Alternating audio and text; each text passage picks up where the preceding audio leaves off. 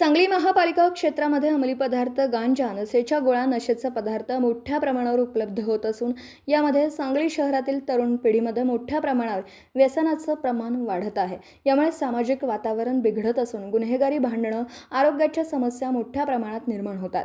तसेच शाळा, महाविद्यालय, महापालिकेच्या पडीक इमारती, वाल्मिकी आवास योजना, संजय नगर, धार्मिक स्थळं, आयर्विन पूल, बायपास पूल, शामरावनगर चौक, गंजीखाना, नेमिनाथनगर ग्राउंड इत्यादी व अशा अनेक ठिकाणी नशेखोरांचा मोठ्या प्रमाणावर वावर असून यांचा बंदोबस्त करण्यात यावा. या प्रकरणात आपण गांभीर्याने लक्ष घालून कार्यवाही करून त्यामधील दोषींवर कठोर कारवाई करण्यात यावी, जेणेकरून वाढत असलेल्या व्यसनाधीनतेस प्रतिबंध बसेल आणि गुन्हेगारी प्रवृत्तीस आळा बसेल. याबाबत आपण तात्काळ कार्यवाही करावी ही विनंती सांगली जिल्हा पोलीस अधीक्षक तुषार जोशी यांना भेटून निवेदनाद्वारे करण्यात आली.